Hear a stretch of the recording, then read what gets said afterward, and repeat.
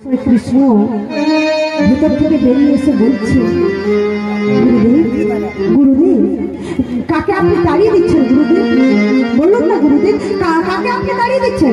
দেখো না কৃষ্ণ, যতই বলি চরণ ছাড়ো, যতই বলি এখান হতে চলে যাও, কিছুতেই চরণ ছাড়ে না, কিছুতেই এখান হতে চলে যায় না।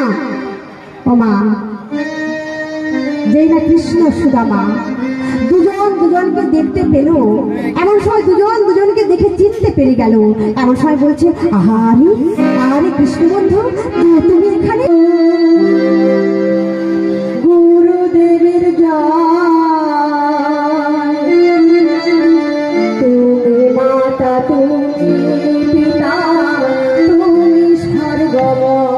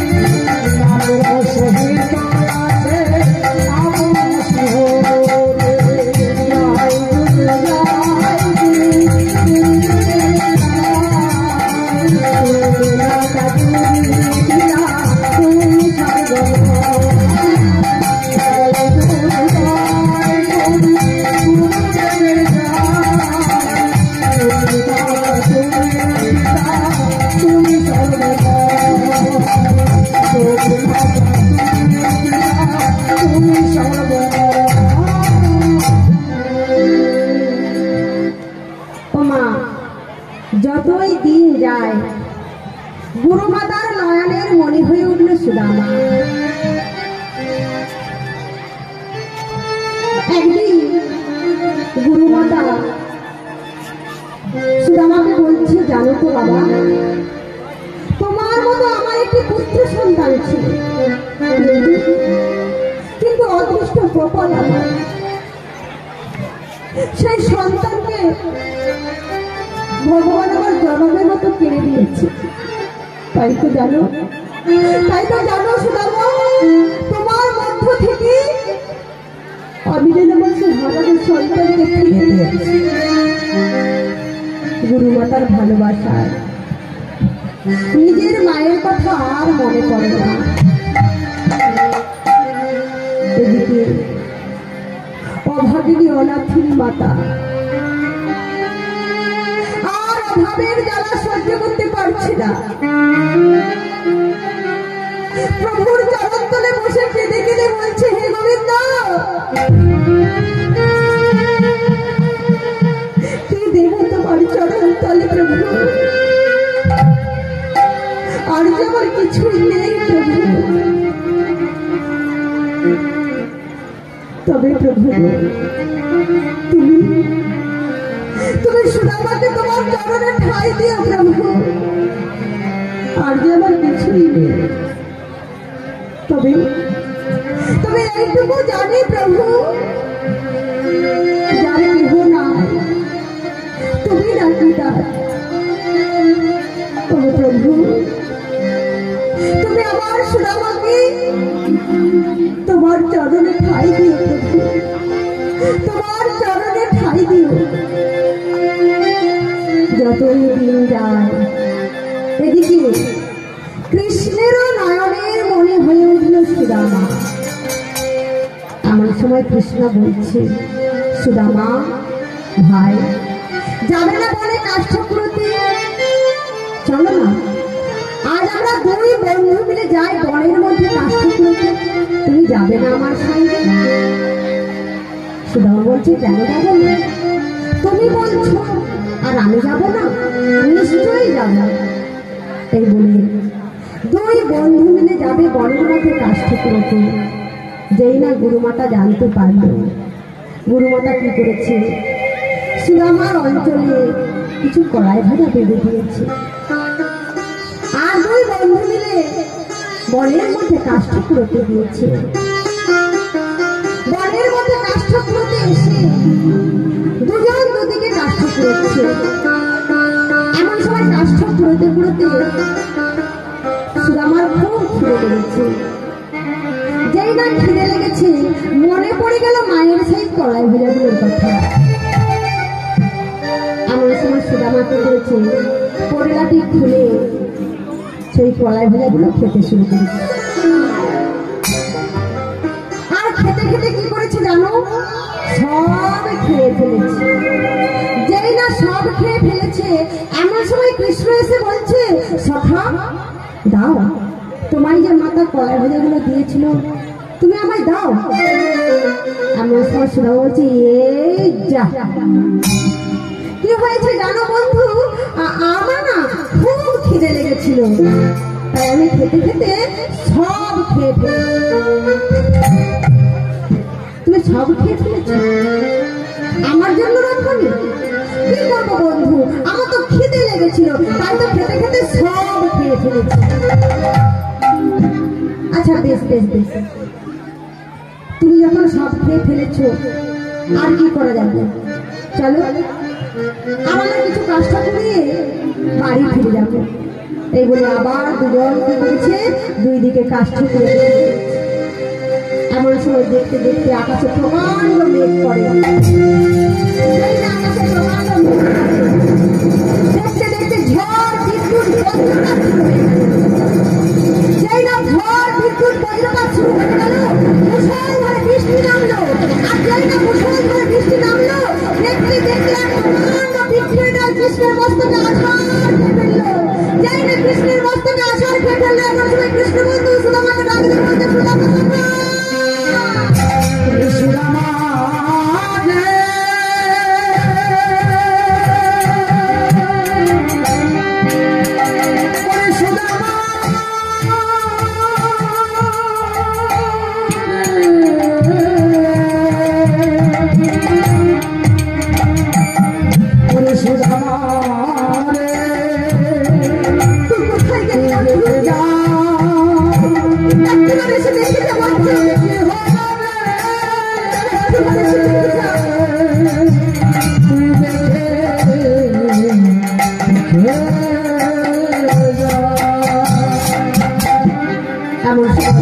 সুদামা ছুটতে ছুটতে এসে বলছে, এই আমি কি দেখছি, কৃষ্ণ হয়েছি, তোমার মস্তকটি রক্ত ঝরে পড়ছে, এই আমি কি দেখছি, বলতে বলতে তোমার কি হয়েছে?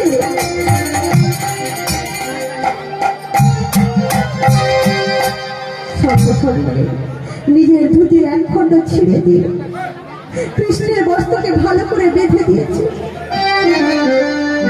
আর বলছে, বন্ধু বলো না, বন্ধু বলো না, তোমার কি খুব যন্ত্রণা করছে, তোমার কি খুব ব্যথা লাগছে? বলো না বন্ধু, বলো না। এমন সময় কৃষ্ণ বলছে, সখা এই যে তুমি আমায় ভালো করে বেঁধে দিয়েছ, আর আমার ব্যথা করছে না। এই যে তুমি আমায় ভালো করে বেঁধে দিয়েছ, আর আমার যন্ত্রণাও করছে না। চলো সখা চলো, আর বিলম্ব করো না, এইবার আমরা গৃহে ফিরে যাই। না সখা না, তোমার এমন অবস্থাতে আমরা গৃহে ফিরে যাবো না, গৃহে ফিরে যাবো না বন্ধু। চলো চলো, সামনে কোথাও আশ্রয় নেবে। তুমি যখন গৃহে ফিরে যেতে চাইছো না, চলো আজ আমরা এই সামনে কোথাও আশ্রয় নেব। এদিকে গুরু মাতা গুরুদেবকে বলছে, হ্যাঁ গো, কৃষ্ণ সুদামা তো সারা রাত্রিতেও বাড়ি ফিরল না জানি তারা কোথায় কি অবস্থাতে রয়েছে। আহারে, বাচ্চাদের মধ্যে সারা রাত্রিতেও কিছুই খাওয়া হয়নি। এমন সময় রাত্রি প্রভাত হয়ে গেল। কৃষ্ণ সুদামা বাড়ি এসে গুরু মাতাকে ডাক দিয়ে বলছে, মা, ও মা, এই তো আমরা এসে গেছি মা। আহারে বাছারাই আমার, তোমরা সারারাত্রি কোথায় ছিলে? এমন সময় গুরু মাতা হঠাৎ করে লক্ষ্য করল কৃষ্ণের মস্তকে বাধা রয়েছে। সুদামা, সুদামা, আমার কৃষ্ণের কি হয়েছে? সুদামা, আমার কৃষ্ণের মস্তকে বাধা হয়েছে, আমার কৃষ্ণের কি হয়েছে?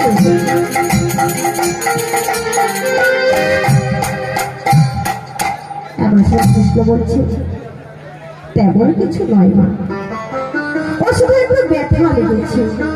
আহারে, আহারে বাছারাই আমার, সারা রাত্রিতে বুঝে কিছুই খাওয়া হয়। চলো চলো, কিছু মুখে দেবে চলো। কৃষ্ণ সুদামা ভেতরে চলে গেল। ও মা, গুরু মাতা দিনের পর দিন সুদামাকে কোলে বসাই খাওয়াই দেয়, দিনের পর দিন এত আদর যত্ন করে। তাই দেখে অন্য পড়ুয়াদের সহ্য হলো না, তাই তারা কৃষ্ণের কাছে এসে নালিশ জানালো। কি নালিশ জানাচ্ছে জানো? বলছে, কৃষ্ণ, কৃষ্ণ, এর একটা বিহিত তোমাকে করতেই হবে। কৃষ্ণ, সুদামা কি মায়ের একাই আপন? আমরা কি মায়ের কেউ নয়? বলো না কৃষ্ণ, এর একটা বিহিত কিন্তু তোমাকে করতেই হবে। আচ্ছা বেশ বেশ বেশ, তোমরা শান্ত হও, আমি দেখছি কি করা যায়। ও মা, শুরু হয়ে গেল ভক্ত আর ভগবানের পরীক্ষা। কৃষ্ণ সুদামাকে বলছে, আচ্ছা বলো তো সখা, কতটা ভালোবাসলে বন্ধু হওয়া যায়? সুদামা বলছে, আমি কেমন করে বলবো বন্ধু? কতটা ভালোবাসলে বন্ধু হওয়া যায় আমি কেমন করে বলবো? কারণ ভালোবাসার তো পরিমাপ হয় না যে আমি ওজন করে বলে দেবো 1 কেজি কি 2 কেজি কি 3 কেজি ভালোবাসা। তবে বন্ধু, আমি তোমার কেমন ভালোবাসি জানো? আমি তোমার কেমন ভালোবাসি? আজি খাইতে শুইতে আপনার মনে যাতে শ্যামরা, খাইতে শুইতে আপনার চিতে মনে যাবে শ্যামরা, খাইতে শুইতে আপনার চিতে মনে যাবে শ্যামরা, খাইতে শুইতে আপনার চিতে মনে যাবে শ্যামরা।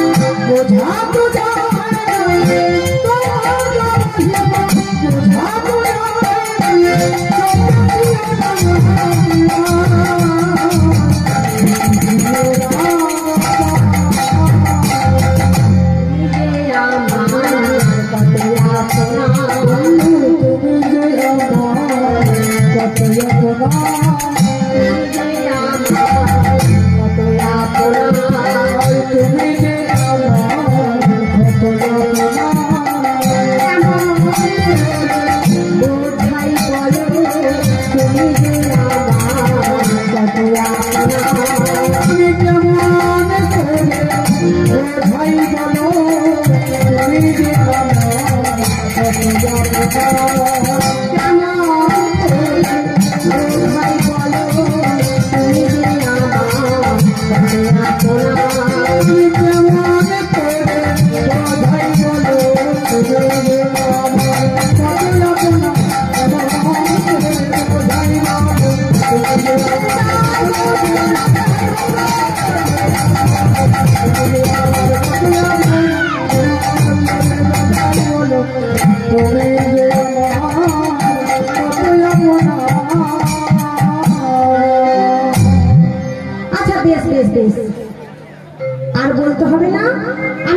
সব বুঝতে পেরেছি। বুঝতে পেরেছো? হ্যাঁ, আমি সব বুঝতে পেরেছি, তোমায় আর কিছুই বলতে হবে না। আমার সময় সুদামা কৃষ্ণকে বলছে, জানো তো বন্ধু, আমার অনেক দিনের ইচ্ছে আমি তোমার কাছে বাঁশি বাজানো শিখব। তুমি আমায় শেখাবে না? কেন শেখাবো না, নিশ্চয়ই শেখাবো। কিন্তু আবার কিন্তু কি বন্ধু? না তেমন কিছু নয়, দক্ষিণা স্বরূপ তো কিছু দিতে হবে। ওরে বাবা, দক্ষিণা? কিন্তু বন্ধু, আমি দক্ষিণা কোথায় পাবো? আমার তো কিছুই নেই। না তেমন কিছু নয়, শুধু মায়ের রন্ধনশালা থেকে দুটো নাড়ু চুরি করে নিয়ে আসতে হবে। ও মা, যেই না বলেছে মায়ের রন্ধনশালা থেকে দুটো নাড়ু চুরি করে নিয়ে আসতে হবে, এমন সময় শোনা বলছে, ওরে বাবা, চুরি? কিন্তু বন্ধু, আমি তো চুরি করতে জানি না, আমি তো কোনোদিন চুরি করিনি। এমন সময় কৃষ্ণ বলছে, কোনোদিন করনি, আজ করবে। কিন্তু আমি কেমন করে যাবো বন্ধু? ভয় কি? আমি তো থাকবো পাহারাতে, তুমি শুধু যাবে, নেবে আর চলে আসবে। বন্ধু, তুমি পাহারাতে থাকবে তো বন্ধু?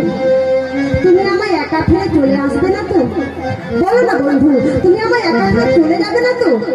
না না না, আমি যা চলে যাবো না, তুমি শুধু যাও, নেবে আর চলে আসবে। বেশ, তুমি যখন বলছো এত করে, আমি এই একবার আমি তোমার জন্য চুরি করবো বন্ধু। জীবনে আর কোনোদিন আমায় চুরি করতে বলো না বন্ধু, আমি পারবো না। আচ্ছা বেশ বেশ বেশ, আর তোমায় চুরি করতে হবে না, তুমি শুধু আজকের দিনটার মতো যাও, তুমি শুধু যাবে, নেবে আর চলে আসবে। ও মা, যেই না সুদামা রন্ধনশালায় প্রবেশ করেছে, আর রন্ধনশালায় গিয়ে দুটো নাড়ু হাতে করেছে।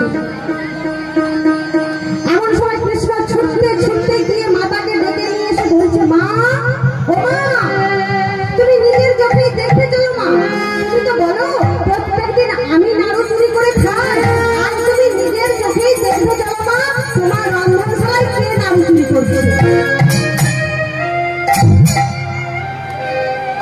যেই না গুরুমাতাকে ডেকে নিয়ে এলো, গুরুমাতা এসে দেখতে পেল যে সুদামা রন্ধনশালায় নাড়ু চুরি করছে। যেই না গুরুমাতা সুদামাকে দেখতে পেল, গুরুমাতা বলছে, সুদামা,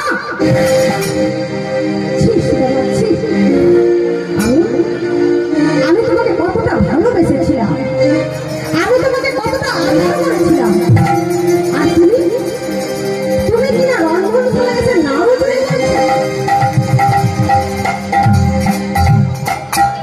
তুমি তো বলতে পারছো যে মা, তুমি আমায় দুটো নাড়ু দাও, কিন্তু তা না করে তুমি রন্ধনশালায় এসে নাড়ু চুরি করছো।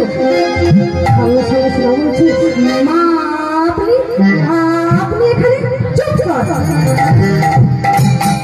ওই বদলে আমায় মা বলে ডাকবি না, আমার চোখের সামনে তো দূর হয়ে যাও।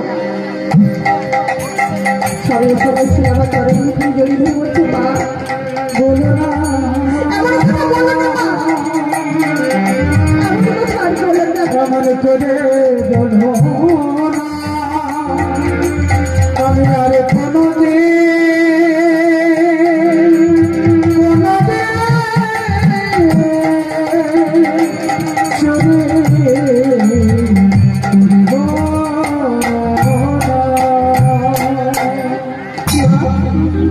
আজকের দিনটার মতো আমায় ক্ষমা করে দাও, আজকের দিনটার মতো আমায় ক্ষমা করে দাও। আমি কথা দিচ্ছি মা, জীবনে কোনোদিন আমি চুরি করবো না, আজকের দিনটার মতো আমায় ক্ষমা করে দাও।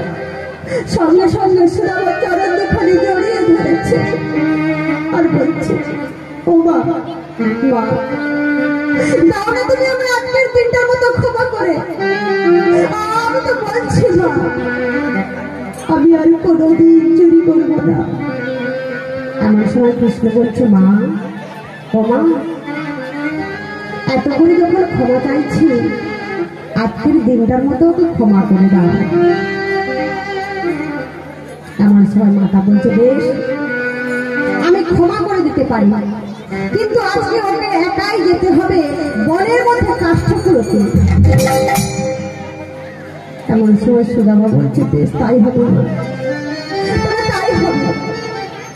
আজ আমি একাই যাবো বনের মধ্যে কাষ্ঠগুলোতে। মাতা শর্ত দিয়ে ভেতরে চলে গেল। যেই না শর্ত দিয়ে ভেতরে চলে গেল, তুমি তো আমার জন্য ব্যাগ চুরি করেছো, দাও, আমার নাড়ু দাও। না, দেব না, তুমি তো আমার জন্যই চুরি করেছো, আর তুমি আমাকে না এত করে চাইলা।